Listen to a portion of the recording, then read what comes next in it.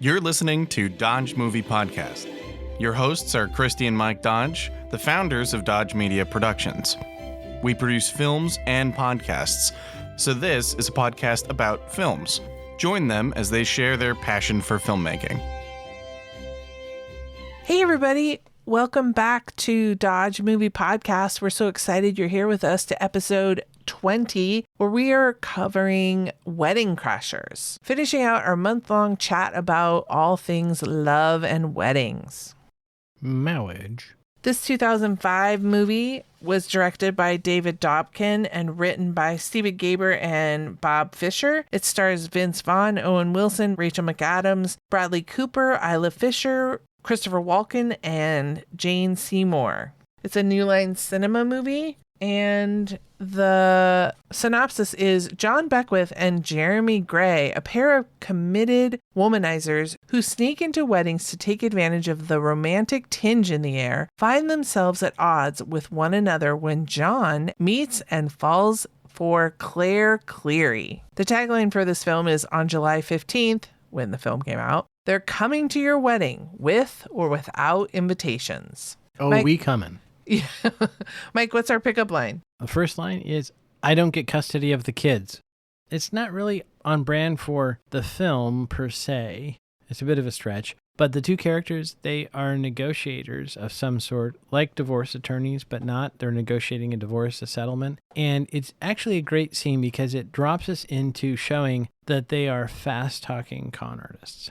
Well, it shows how slick they are. Yeah. And I actually think this is possibly Vince Vaughn's fast-talking, slick salesman at its best. Just that fast-talking, and they're off the cuff, and they're rolling with punches. I struggle to see two actors who could have done a better job, right? It just seems like these characters are Vince and Owen. It shows that they're like a team, too. Like, yes. You can't really say like good cop, bad cop, but they both serve a role in... Right. And at 4 minutes in, we get some exposition explaining why Owen's character is the way he is and why Vince's character has been involved in his life this entire time. So they kind of show us that. But I have to say, tip of the cap to the actors, because I think if you just read the characters on paper, they're despicable human beings.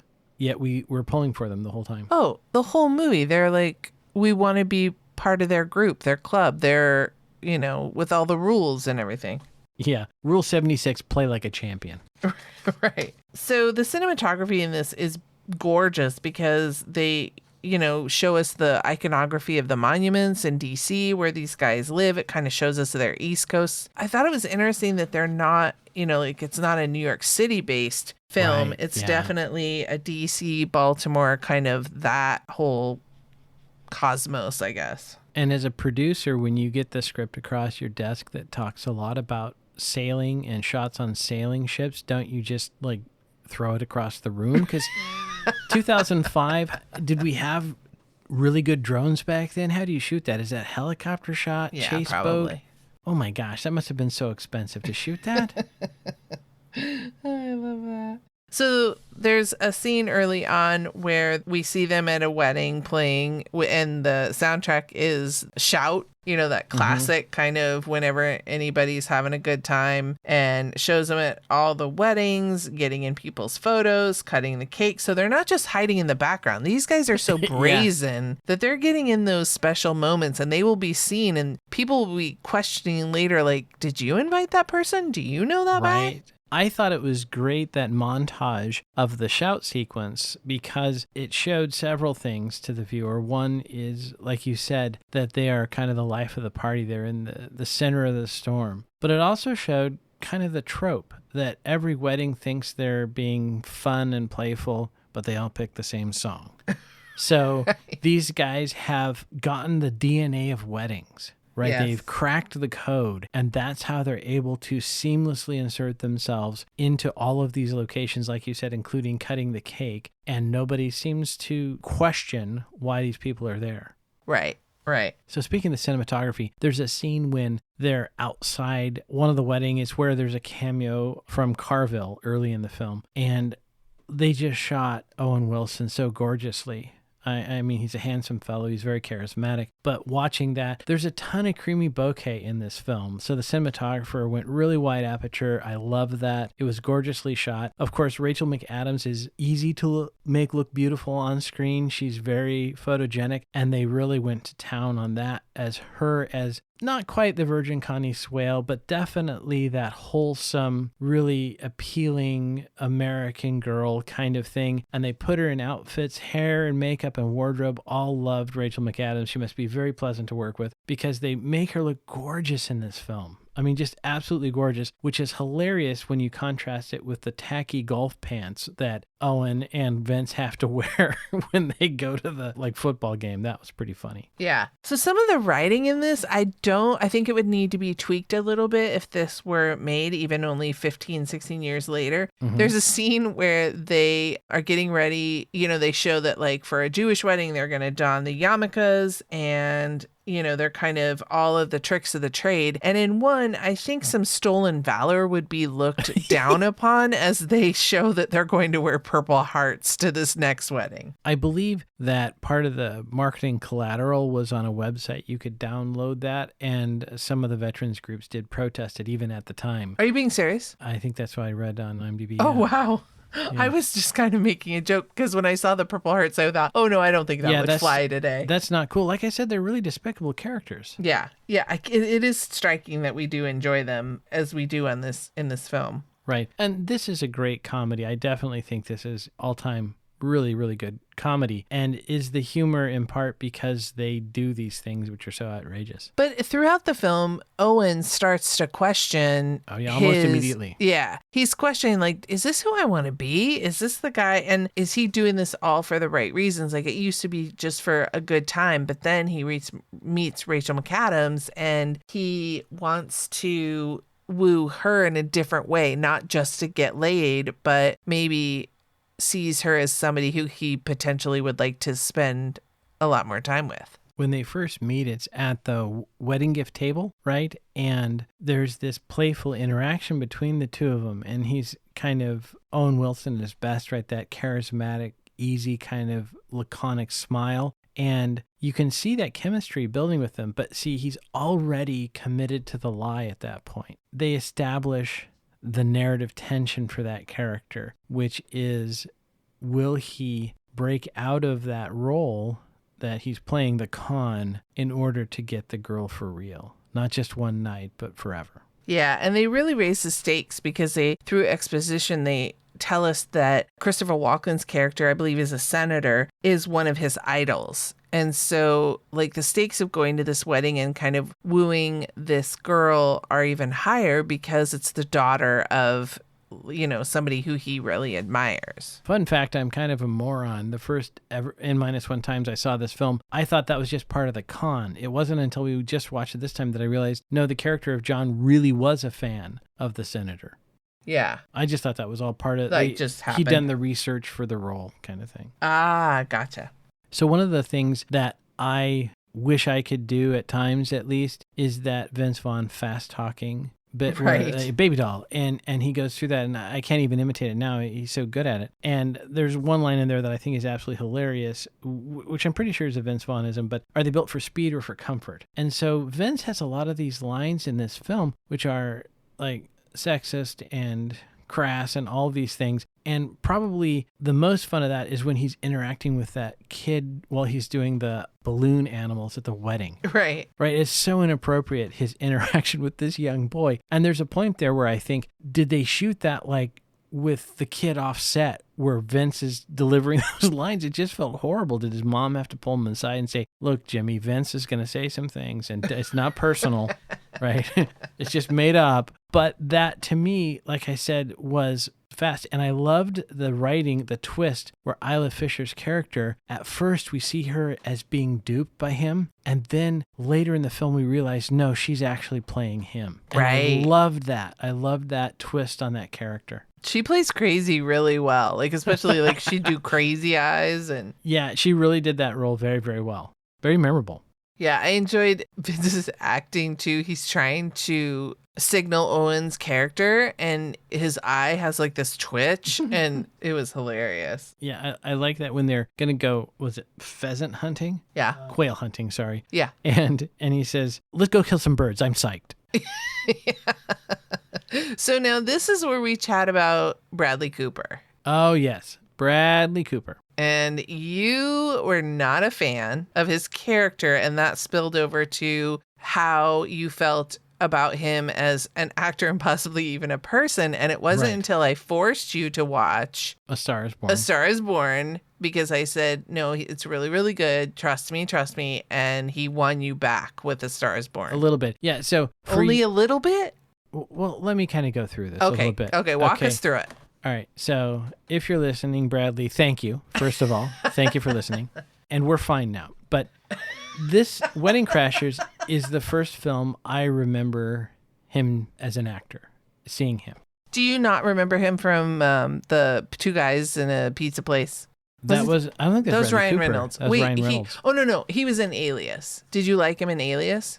Oh, maybe I did. I don't remember him in Alias. Oh, God. So I didn't remember. Okay, so this is the first film I really kind of recognize him as an actor. And he did such a fantastic job as Sack. Years later, I realized I didn't want to watch his films because I didn't like Sack, which is not fair to Bradley Cooper. No. And I apologize for that. It took me years. And then I watched A Star is Born. I'm like, okay, that's a fantastic film. He did a great job. It was enough to kind of wash the filth of Sack out of me. Yeah, he washed the stank of Sack off of his career, in my opinion, in my experience. So he does great work. Very impressed by A Star is Born. But in this film, he does exactly what the role is. Well, he does great work at playing the horrible douchebag. He did. And he was so mean to Rachel McAdams' character of Claire. Yes. And that really bothered me. So, again, I apologize. It was not fair. It took me years to realize that I was blaming the poor actor for doing a fantastic job at a role. Right.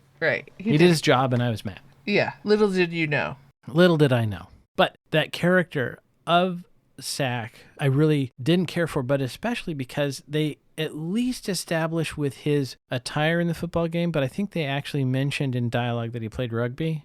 And right. I didn't care for that portrayal of rugby players. Right. You're very protective of rugby players. They're interesting people, but not in that kind of way. No, they're not mean. Just rowdy and rough. Yeah, what is it? A ruffian's game played by gentlemen. There you go. So one of the scenes that is classic whenever there's like a long hallway, sometimes it's in a hotel, but this Walken's house is so big that it can support a scene like this, is the classic like kind of in one door, out one door. Somebody's walking down just as they kind of creep inside a room. Somebody else comes out. So there's the almost catch of someone. And they do that in this film. And I enjoyed it. You see it coming kind of when somebody starts sneaking out in the hallway in the middle of the night, but it didn't bother me. I thought it was kind of fun. And there's a great scene where I think it's Rachel McAdams' brother goes into Vince. So not only is Vince pursued by Isla Fisher's character, but now the brother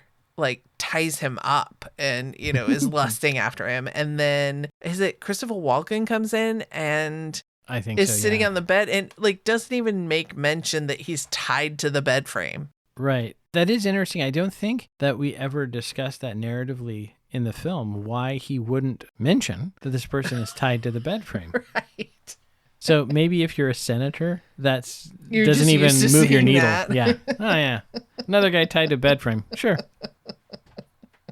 There was a lot of editing in that early scene when they're at the weddings and they're bedding all the women. And so the women are falling down on their backs. That was a fun edit because it's like as they spin them dancing, then they cut to them falling into bed. And if you get the unrated version, they're topless when they fall into bed. They're topless. There's some champagne corks popping. And then it's cut to the Washington Monument, which is often also subtle, criticized for being a phallic symbol. So there you go. Speaking of tall things, Vince Vaughn is 6'6". Tall drink of water. Did they have to build sets specifically? Because I watched him, I was watching on purpose because of his height, and the door frames were tall enough that he didn't have to stoop. And I know people who are even 6'3" who stoop out of habit. because it's too easy to hit your head. And he's so dang tall. Did they build sets specifically tall? I wondered. That's a good question. They also had to put Isla Fisher on an apple box, I'm guessing, course they because she's did. not 6'6". Yes. There's a great montage of a bike ride between Owen Wilson and Rachel McAdams, and they're playing the song In the Summertime. And I couldn't help but think of a Lemonade commercial for some reason. I don't know if they use that in a Lemonade commercial, and that's why my brain went there. But, she's wearing a dress, which I don't know, please write me if you've ever worn a dress while bike riding. It bothers me in movies when the romantic lead wears a dress, because to me, dresses and bike riding don't go together. Like, it's just, you're asking for your dress to get caught in the gears. I don't know, maybe I'm a clumsy bike rider, but I always went with the shorter skirt, not an ankle-length dress. And so she's wearing the flowy, beautiful dress that, like, in the sun, you kind of see through. And they're just riding zigzag down the gravel road, and the summertime is playing. Right. And I just thought, okay, where's my glass of lemonade? Country Time should contact Rachel's people. Absolutely. But I thought that was a fun scene. It was a fun scene. This film is very, very funny, but it does actually have a sweet arc between Owen's character of John and Rachel's character of Claire. So, as we mentioned before, Jeremy, played by Vince Vaughn, he is pursued by several members of the family. Actually, as is John as well. Apparently, the Clearys are a lusty bunch. But the Vince Vaughn arc is definitely played more for comedic effect, like he's tied up and stuff. But there's this sweetness there, and I really think that comes down to the actors, right? That Owen and Rachel were able to portray that kind of sweetness. But I think it works in the film because they are such Lotharios in every other regard. They're so filthy that sweetness is such a contrast. Is that what makes it such a high-stakes game for the character of John? There's another montage when they break up and they show everyone sad. Rachel McAdams' character, John, and Jeremy. And they're all really sad. And so we kind of go through those shots. And then it shows that John is still going to weddings, but he's not as savvy and as successful as he was. Because Jeremy and Gloria are together, so he's not going with him. So John's going to these weddings alone, and he's kind of missing his wingman. And so it shows how he's just striking out with the ladies at all these weddings because he's sloppy. He needs his buddy back. Although perhaps it was a win for everyone else that duo was not crashing weddings anymore. So this is a 16-year-old movie, so spoilers. Chaz, who created all of the rules, is portrayed by Will Ferrell. And so John goes to get Chaz and tells him, I need another wingman. And so Chaz says that he's now doing the funeral circuit. And John says, I don't know if I'm ready for funerals. But it turns out he is. Yeah, but I like that, he's contemplating that maybe he has a line. Yeah, that perhaps there is something. Yeah. There's a line in there, something like, this feels borderline inappropriate. but wearing purple hearts, that's totally fine. Yeah.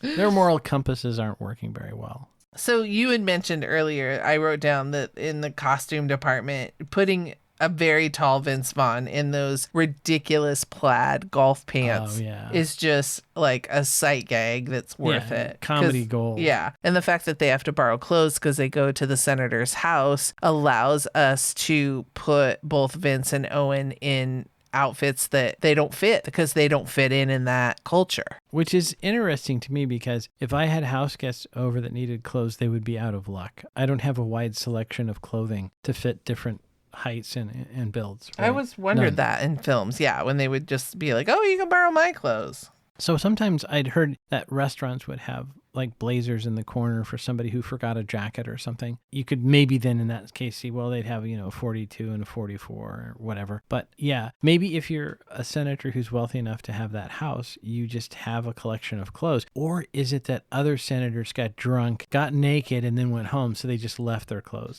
there? So you have a closet of ill repute. Oh, this is the Newt Gingrich pants. I don't want to wear those.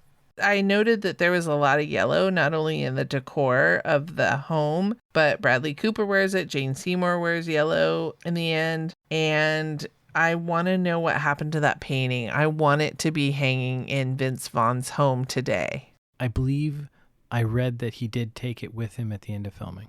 I love it. It would be great if it was in the entryway. So does Craig Robinson have that painting from Hot Tub Time Machine in his house? Oh, yeah. He seems like he might be the kind of person who'd Yeah, I don't think you get stuff like that made and you don't keep it. It's not like they can use it in any other movie. Right. For the Reno 911 movie, they had basically a lower half fat suit built for Niecy's character. Yeah. And I heard that Tom Lennon has those at his house and will occasionally put them on. I like that he'll occasionally put them on. Right. Or at least it's a great joke. He's a funny guy, so perhaps he wrote the joke. Right. Hey, is there a driving review in this movie? None whatsoever. You're kidding me. No. Well, there's a bike review.